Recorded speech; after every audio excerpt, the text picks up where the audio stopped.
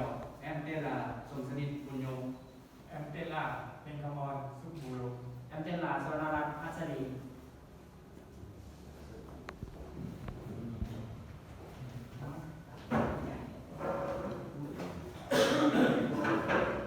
Em thay mặt cho nhóm đề tài lên trình diễn bài đề tài mô hình thực hành điều khiển VTC kết hợp điểm cần.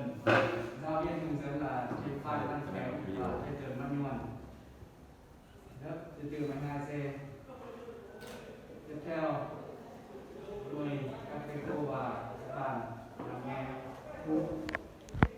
Kinh nghiệm công nghiệp trong sự chiếm lĩnh trên thị trường Việt Nam và Lào, nhất là trong thời kỳ số hóa và tự động hóa. Như ngày nay, hầu hết các máy móc thiết bị phục vụ trong đời sống có yêu cầu ngày càng cao, như in trước vài điều có khả năng tích hợp nhiều chức năng sử dụng chính xác và điều khiển từ xa. Ý tưởng là đề tài của chúng em được xuất phát từ quá trình đi thực tập trên công ty NT, được đi theo các em trong xưởng đi sửa chữa các nhà máy thầy thức. Từ đó chúng em muốn tìm hiểu thêm những kiến thức về PDC và điện cần, nên chúng em đã đồng hành có ý kiến làm đề tài này.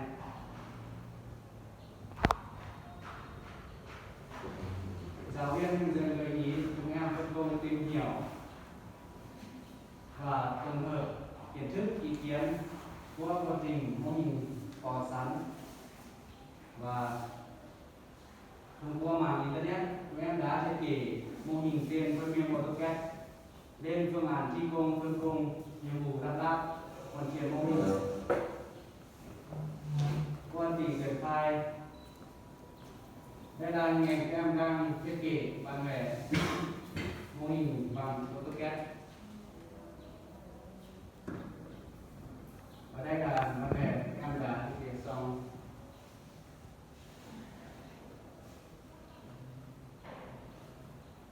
Đây là chúng em đang kết nối dây cho các chân của thiết bị và lắp vào khung cả.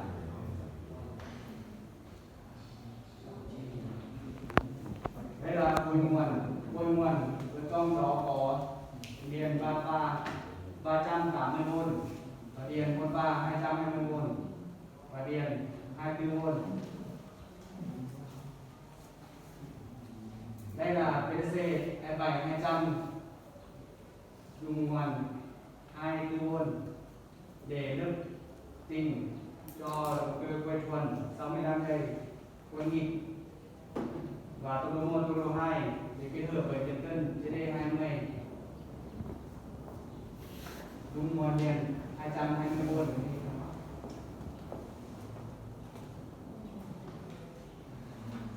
Đây là đồng hồ đo tốc độ kiểm tra, có chức năng kiểm tra giá trị địa chỉ mạng pin.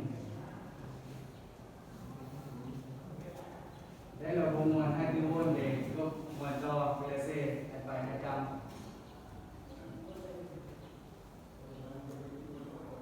Đây là động cơ cùng đồng bộ 3 pha.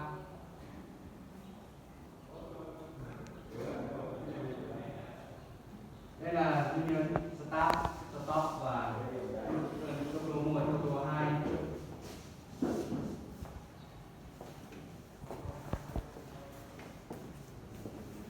Đây là contactor để kết nối dây trực tiếp điện data cho động cơ chạy thuần và chạy kịch.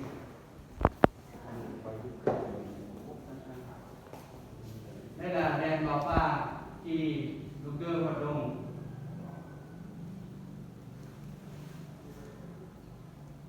Đây là kết quả chúng em đã lắp thiết bị kết nối dây kết hợp PDC và điện cần.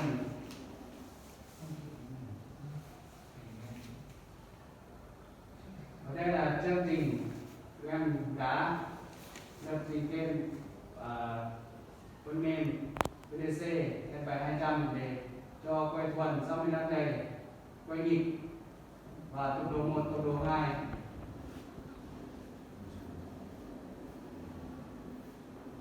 Tính ưu của đề tài, nội dung của đề tài phong phú sinh động, cho phép thực hiện được nhiều bài tập เกิดก่อติงตรงhợp giả thanh lẻ để tạo ra module cuối nguồn Chập trên của chập lên module BSC module Việt Tân Không nhỏ phải. còn và sinh viên là giúp dễ dàng vận chuyển kéo nối bừng và sẽ đặc là biệt tí là dễ con dàng tháo lắp sửa chữa khi có sự cố xảy ra có hệ thống bảo vệ và đèn báo khi hoạt động tạo điều kiện thuận lợi cho sinh viên trong quá trình มันบกท่ายเลยเหรอ hệ kéo nối đến đây và trình diễn của em là hết. Em cảm ơn các thầy cô và các bạn học sinh sinh viên đã lắng nghe. Tiếp theo mời bạn Asadi lên giới thiệu về ghép vận hành của mô hình.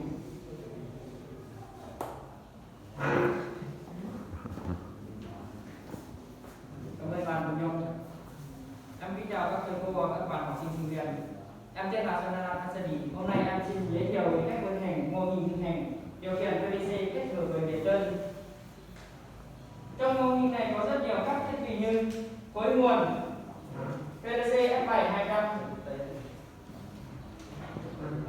điện tân, đồng hồ đo tốc độ, bóng đèn 24V,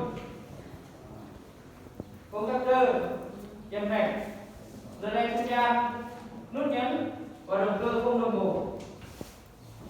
Sau đó ta sẽ vào nhận định hoạt động của mạch. Trong thực tế chúng ta có thể khởi động động cơ chạy trực tiếp, quay thuần và quay nhịp. Đầu tiên ta bật nguồn lên.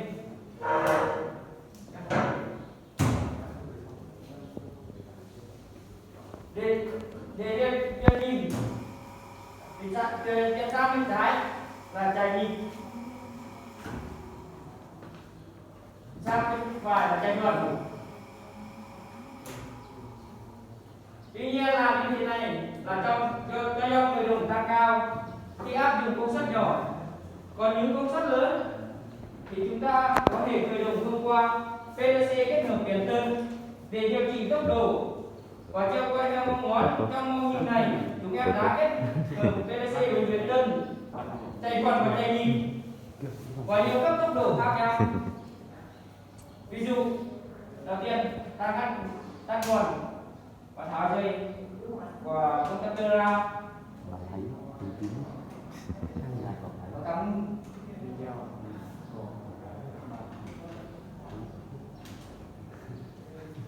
cấp nguồn 220 cho điện tân.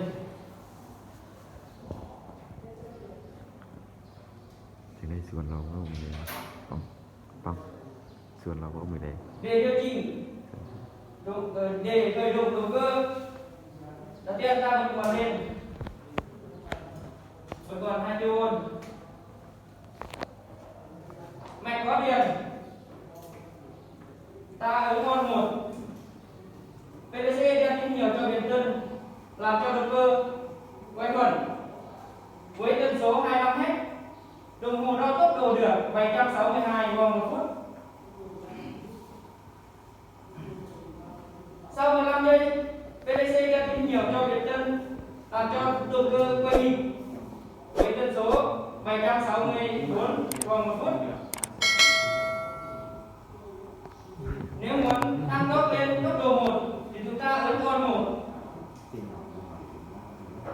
PDC đem tín hiệu cho điện tân làm cho động cơ quay nhịp với tốc độ 33,35 Hz. Đồng hồ đo tốc độ được 1000 vòng một phút. Nếu muốn tăng tốc lên tốc độ 2, chúng ta ấn on 2. PDC đưa tín hiệu cho điện tân, động cơ vẫn quay nhịp và tốc độ nhanh hơn tốc độ 1 được gọi là tốc độ 2 với tần số 50 Hz. Đồng hồ đo tốc độ được 1499 vòng một phút. Cuối cùng ta ấn nút stop để cắt toàn bộ mạch, động cơ ngưng hoạt động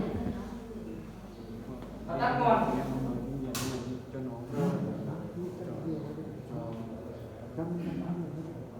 Chất tinh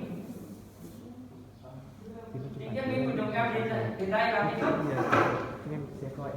Tuy nhiên trong quá trình làm đề tài của chúng em có rất nhiều sửa sót.